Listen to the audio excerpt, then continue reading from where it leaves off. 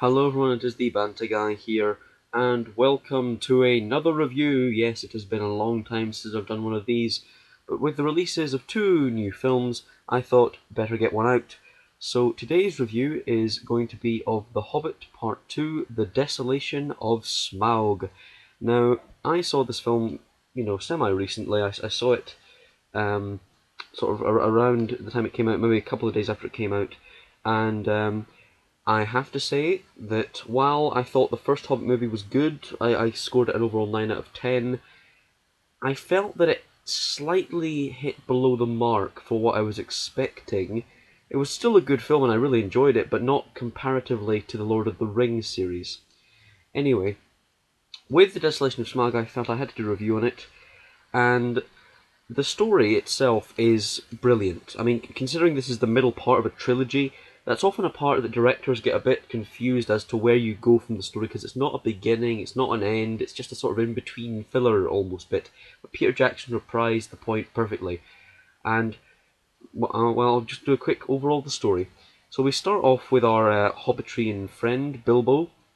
He is scouting for the dwarves, and he notices Azog and their pack of wargs are hunting them down across the fields of northern Lorien and places like that, just sort of above the Elvish lands, just to the west of Mirkwood. And so we see that Bilbo is scouting, and he sees these wargs, but he also sees something else. He sees like a sort of like a big black bear, only bigger, and that comes into the story a little later. But he rushes back to the dwarven friends and lets them know and so on, and then there's this dramatic chase scene through the forest to what looks like a sort of hut area, and then they ask Gandalf, is he a friend? He's like, he will help us, or he will kill us. And they don't really have a choice about whether or not to go there, because the wargs are on their tail. Anyway, we find out that this bear is actually a shape changer, and he changes between being a really tall man and a really big black bear, and his name is Bjorn. Now, I love the way they did the inside of Bjorn's house. The fact that he is a giant essentially, and his house is giant, and the fact that he, while in his animal form, is very roguish and not very predictable. When he's in a mannish form, he's very respectable, and it's really quite a shame because he's the last of his kind. And if you've read the Silmarillion, you know exactly what happened to the giant race. They were hunted down in the sort of misty mountains by the overflowing onslaught of the goblins and the orcs. They just couldn't hold back really, and their family were slaughtered. And Bjorn just barely escaped as a child, and well, you know the rest if you've read the Silmarillion. If not, go out and buy the Silmarillion. It's a great book. Moving on though, we find that they have to cross Mirkwood in order to get to the Lonely Mountain. Now they can't go north because that takes them into dangerous territory of the orcs. They can't go south because that takes them too close to Dol Guldur, and Gandalf is already nervous about what could possibly be there. So the only choice they have is to go straight through Mirkwood. And he says to them, "Stay on the path." And of course they don't. The path is so, it's minusculely there until a point in the forest that you'd barely know it was there. So obviously they lose track of themselves, they get lost, and then in the middle of the night they all seem to get mysteriously kidnapped, and Bilbo is the only one left. He puts on the ring and finds the spawn of Argonian to have kidnapped them. In other words, yes, giant spiders. Now, as you probably might have guessed, I am no fan of spiders because they are. It's like when God was deciding what to make various creatures. It was like, how can I make them the epitome of evil and the epitome of monstrous? And he created spiders. They are freaking evil little. Oh, I hate spiders. They're just so evil looking, and Peter Jackson's a bit of a arachnophobe as well. So when they were doing the spider scenes, actually in the behind the scenes, you could see he looks quite nervous looking at the screen with these monsters coming at him.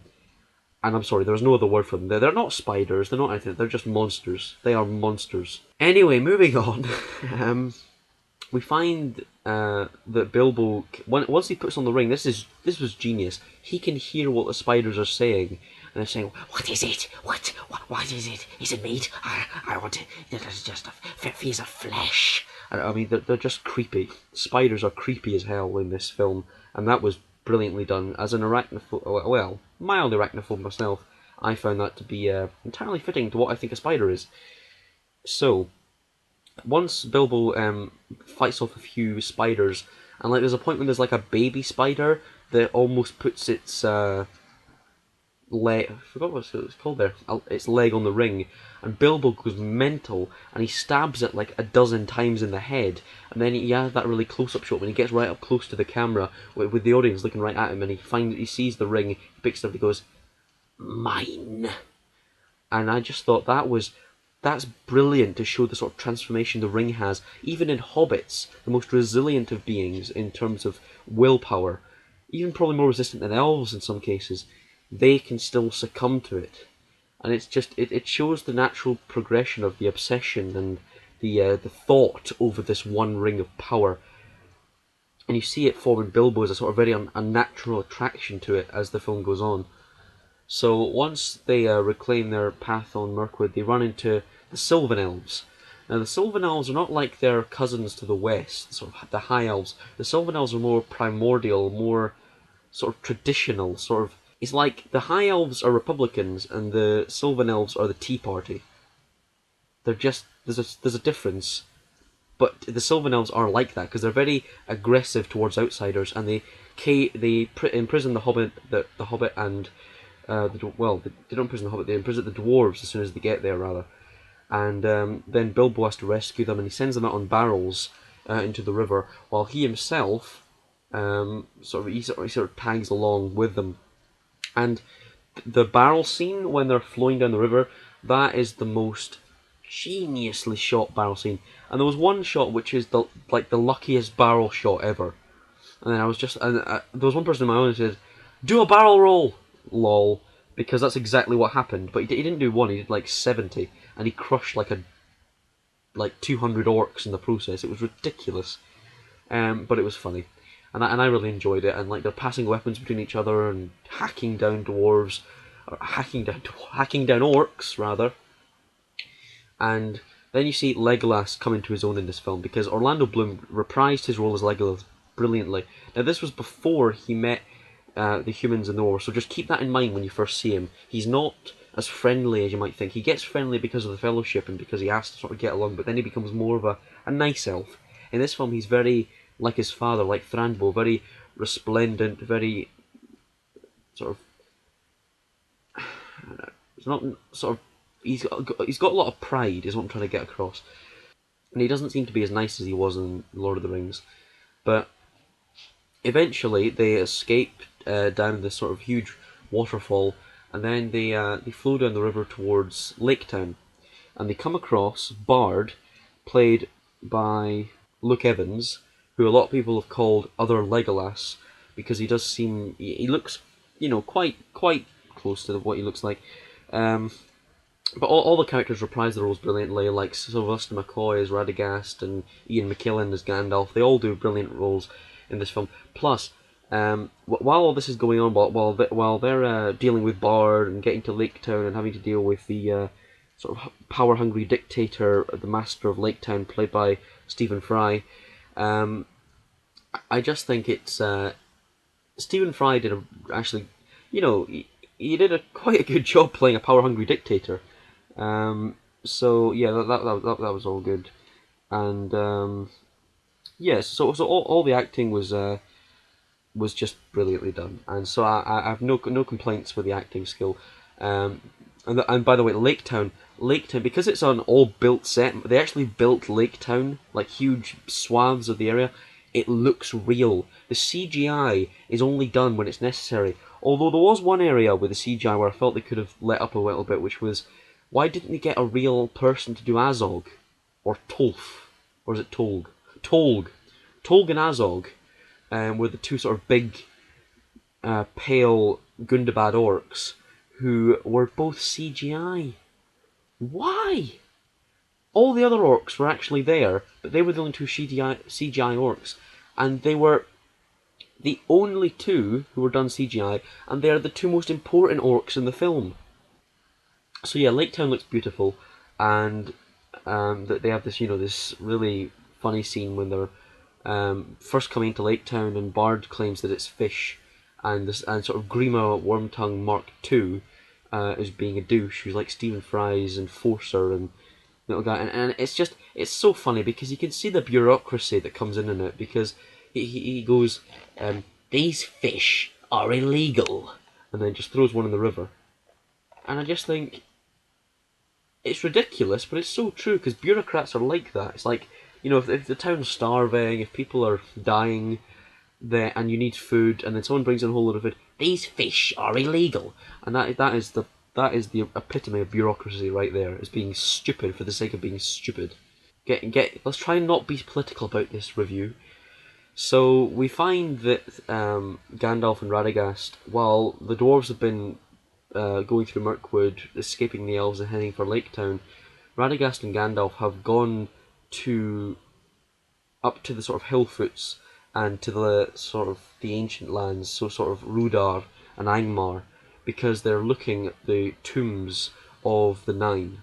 And I think if you've read Lord of the Rings or Silmarillion, or if you have any background knowledge of Lord of the Rings, you should know what the Nine are.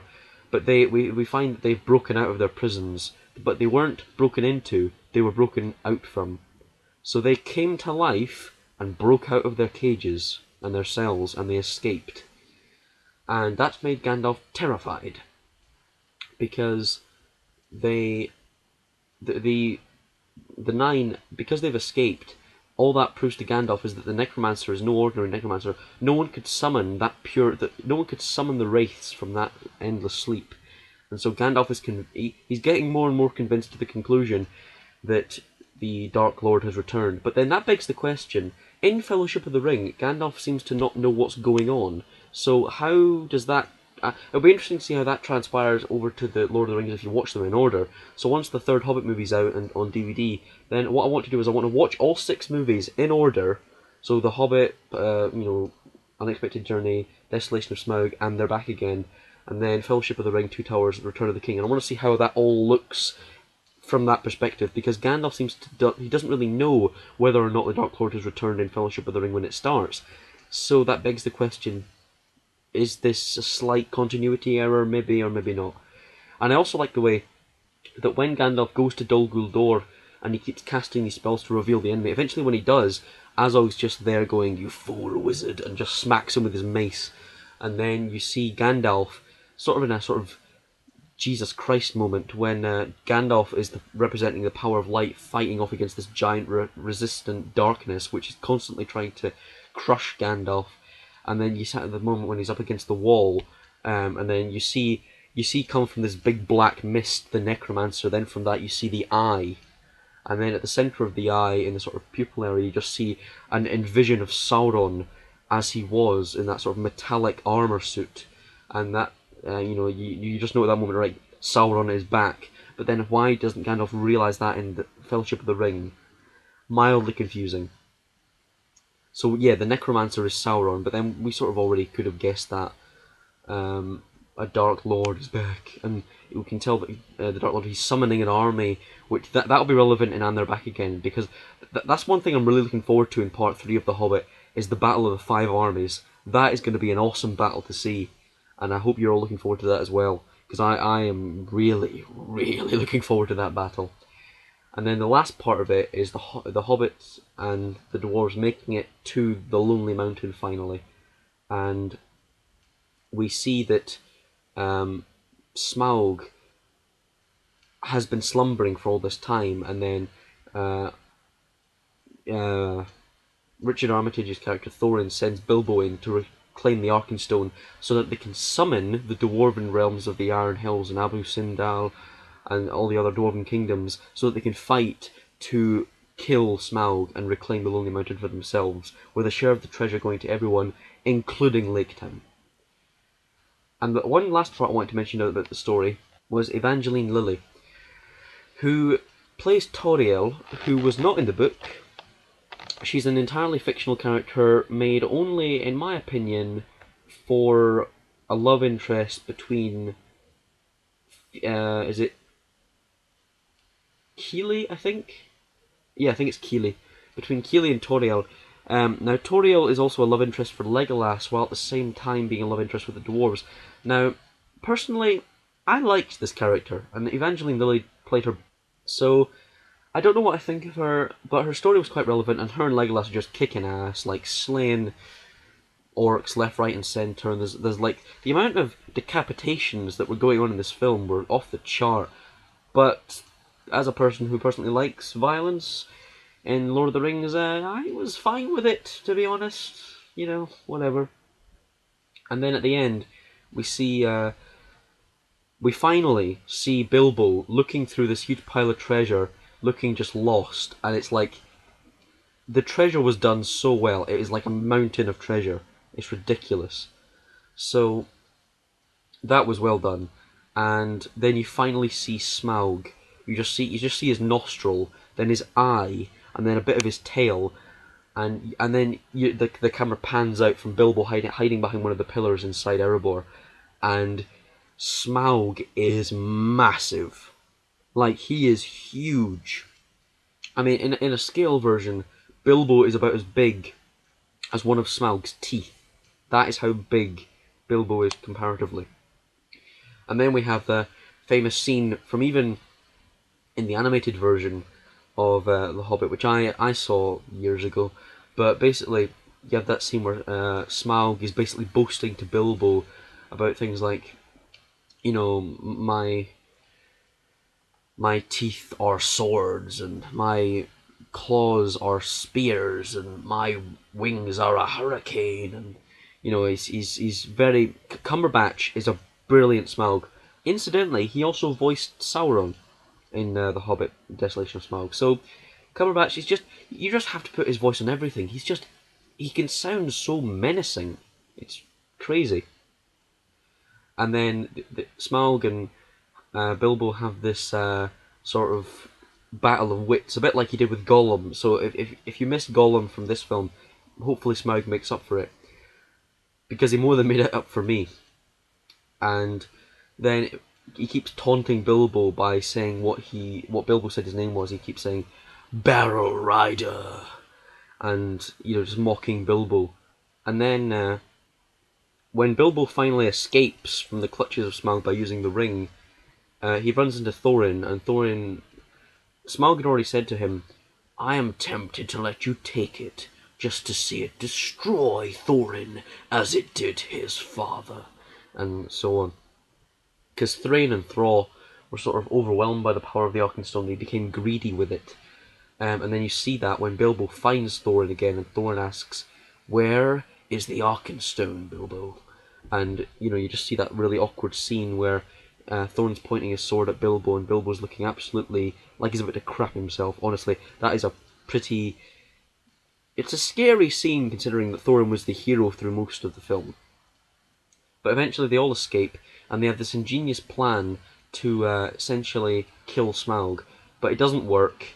Like, essentially they wanted to melt him in gold, essentially. And like, essentially the idea was to burn him alive in a sort of melted thing of gold. But he just shakes it off, and then he just leaves, and then he's like, "I am fire. I am death." and then the credits roll. And it's that cliffhanger moment when you're just like, I need more, because it was such a damn good film, and that last bit leaves you so much wanting to see what happens. And then you just have that moment when Bilbo and all the dwarves are looking at each other going, what have we done? Because you've essentially unleashed fire on a whole load of innocent people.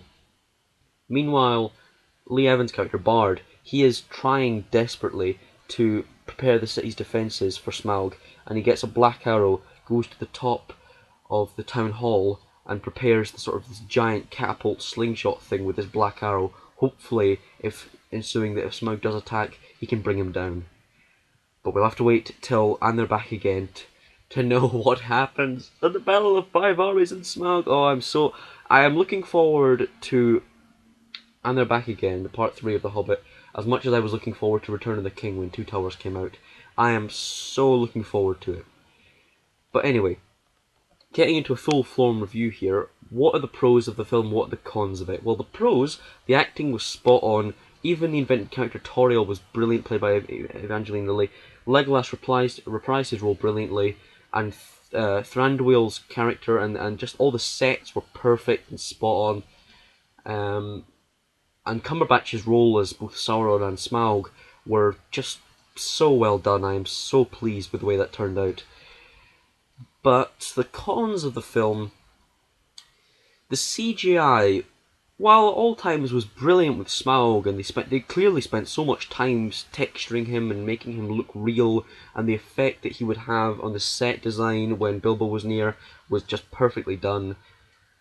However, the CGI for some of the panning shots, particularly in Erebor, looked mildly fake, and you could tell because there was a bit of like screen clipping when you would see like one of the pathways connect to a hall. It would look slightly like it was designed in a video game world.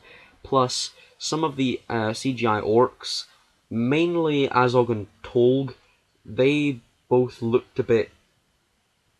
They looked a bit strange. I'll say that much because they seem to have this thing going where they would look at the camera and they would try and have that sort of piercing eyes, but all I could see was just, it was as if they were like a plastic mask. It just didn't look real, and the texturing was too smooth, I guess, for orcs. You'd think they'd be a bit more dirted up or a bit uglier, but they look too good to be orcs in a weird way. But the CGI was a bit poorly done there.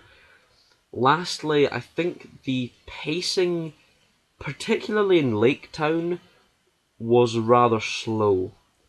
The pacing could have been upped a wee bit in Lake Town by cutting out some of the scenes, like when the dwarves are sort of half trying to get into someone's house and, trying to find weapons, and it was a bit slow paced, and there were a bit too many comedic moments. I mean, I enjoyed some of the comedy in it because it was quite funny, but there was a bit in Lake Town when the dwarves are sort of running up one another to try and get into this building, and it just, while they're trying to be funny about it, and it's like, oh yeah, look at him, he's climbing on someone's head, it just looked a bit stupid, to be honest. I mean, I did enjoy some of the comedy, but it wasn't that well done in that particular part. Plus, the love story between Toriel and it's Fili or Keely, it's one of them. That was very, very forced, I felt. Especially when there's that scene when she's healing him with Kingsfoil, or what one of them thought was Kingsfoil, but it's actually Athelas. So she tries healing him with this Athelas plant, and it just the scene there, and then you see it from his perspective, and she starts glowing white, a bit like an angel, and it just seemed very forced to me, a bit sort of too fantasy romantic focused in my opinion. But that was the only my complaints for it. I mean, they're very minor quibbles with the film, especially with the pacing thing, because it's Lord of the Rings, it's a Hobbit movie, it's a Peter Jackson movie. Of course, the pacing is going to be slightly off in some places, but overall, I really enjoyed the film. So, final verdict: what do I think of The Hobbit Part 2: The Desolation of Smaug? Final verdict for me, well, it's kind of a hard one because I want to give it 10 out of 10, but because of the CGI issues and the slight pacing issues, mainly in Lake Town and Mirkwood, I have to give it a 9.